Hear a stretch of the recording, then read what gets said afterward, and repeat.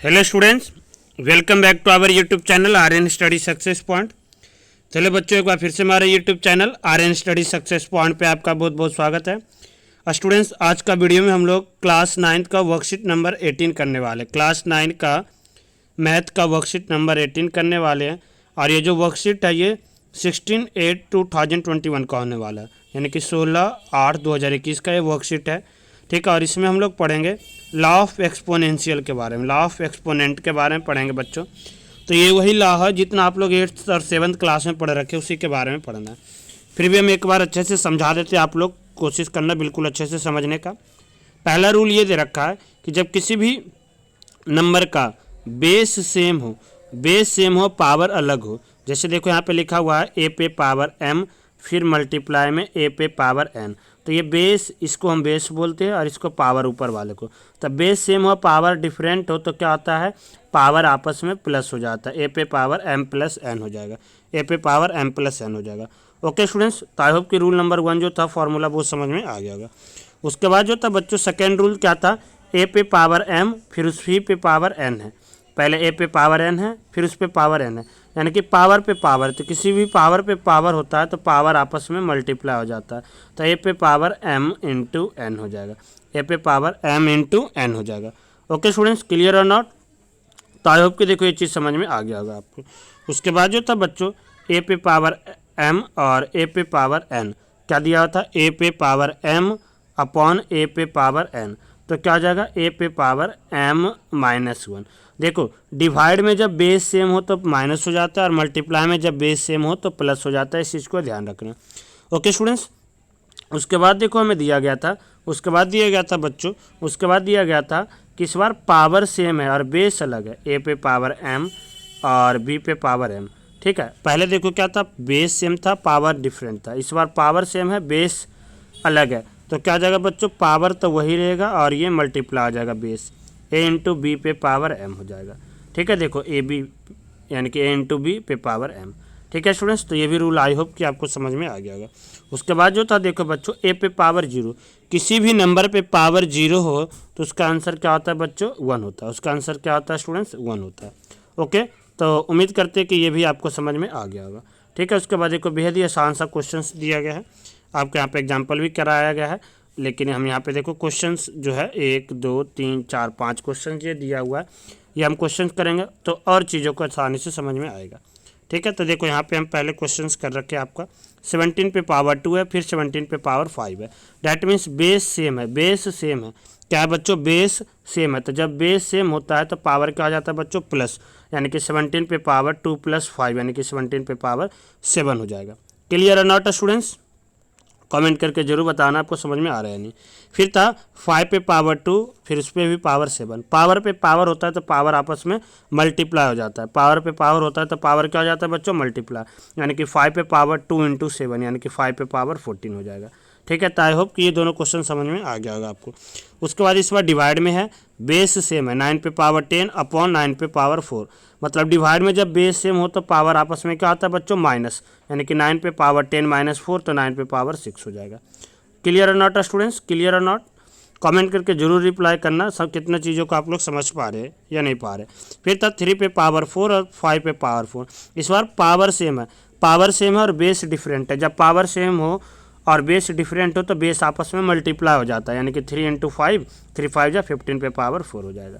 Clear और not students? ठीक है, उसके बाद जो था 11 पे पावर 0, तो किसी पे भी पावर 0 होता है तो उसका आंसर 1 होता है, इसलिए इसका आंसर 1 हो जाएगा। ओके स्टूडेंट्स, तो यहाँ पे जो रूल्स में से क्वेश्चन दिया गया था उम्मीद करते हैं आपको समझ में आया होगा। उसके बाद देखो था कुछ हमें अनदर रूल, जैसे रूट आप तो पढ़े होंगे कि जैसे ए रूट थे, यानी कि क्या आ जाता है, हाफ।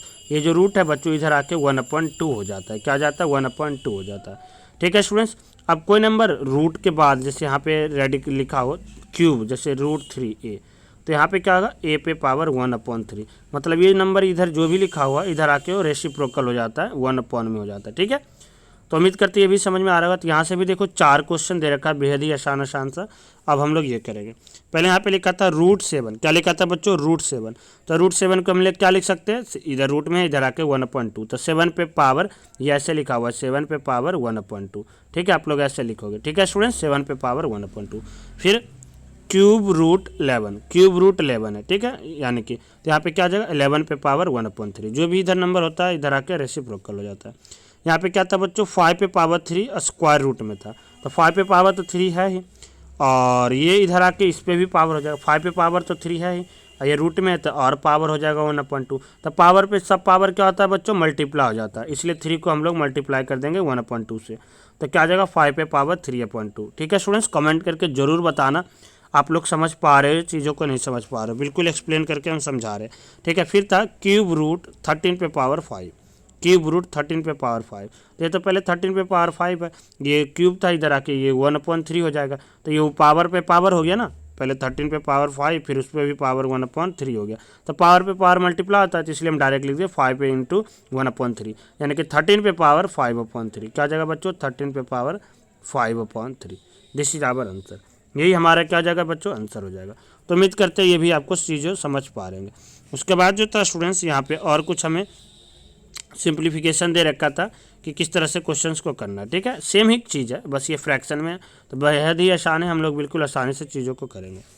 यहाँ पे फर्स्ट क्वेश्चन इसका था 3 पे पावर 1/3 मल्टीप्लाई में 3 पे पावर 2/3, तो यहाँ पे पावर देखो बेस सेम है, बेस सेम है, तो जब बेस सेम होता है बच्चों तो पावर आपस में क्या होता है प्लस करते हैं, जब बेस सेम होता है तो पावर को आपस में जोड़ देते हैं। तो यहाँ पे 1/3 देखो हम एक पूरा फ्रैक्शन ऐड अच्छे से करके दिखा रखे, 3 और 3 कैल्शियम 3 ही आएगा, 1 + 2 यानी कि 3/3 से कट गया, 3 पे पावर 1 यानी कि आंसर 3 आ गया। ठीक है स्टूडेंट्स, उसके बाद जो था देखो, उसके बाद जो था स्टूडेंट्स बच्चों 5 पे पावर 3 फिर उस पर भी पावर 1/3 है, 5 पे पावर 3 फिर उस पर पावर 1/3, तो 3 से 3 कट जाएगा, 3 से 3 कट जाएगा, तो 5 पे पावर 1 आ गया, अब 5 पावर 1 आ गया तो इसका वैल्यू क्या आ जाएगा 5 हो जाएगा। ओके स्टूडेंट्स, तो आई होप कि देखो ये भी चीज़ आपको समझ में आ गया होगा। आफ्टर देन देखो जो था बच्चों, आफ्टर देन था 5 पे पावर 2/5 फिर 5 पे पावर 1/5, ये अपॉन में था, 5 पे पावर 2/5 अपॉन 5 पे पावर 1/5, तो डिवाइड में बेस सेम है, डिवाइड में बेस सेम होता है तो पावर माइनस होता है, तो जब पावर को माइनस करेंगे स्टूडेंट्स यहाँ पे देखो हम डायरेक्ट लिखे 1/5, आप लोग एलसीएम लोगे, 5 का एलसीएम 5 आएगा, तो 2 में से 1 गया तो 1, तो 5 पे पावर 1/5 आएगा जब ये दोनों को माइनस करेंगे तो। ठीक है, उसके बाद लास्ट क्वेश्चन था 2 पे पावर 1/5 मल्टीप्लाई में 3 पे पावर 1/5, 2 पे पावर 1/5 मल्टीप्लाई में 3 पे पावर 1/9, ठीक है, सॉरी 5 हम बोल दिए। तो देखो इस बार पावर सेम है, पावर सेम है तो बेस आपस में मल्टीप्लाई हो जाता है, क्या होता है बच्चों बेस आपस में मल्टीप्लाई, यानी कि 2 3 जा 6 पे power 1/5, this is our answer, ये हमारा आंसर हो जाएगा। ओके बच्चों, तो उम्मीद करते हैं आपको चीज़ों को बिल्कुल अच्छे से समझ पाएंगे।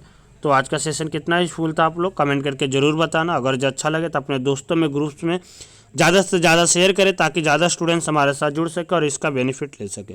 तो फिर मिलते हैं स्टूडेंट्स अगली क्लास में, जब तक आप लोग घर पे सेफ रहिए, सुरक्षित रहिए, जय हिंद।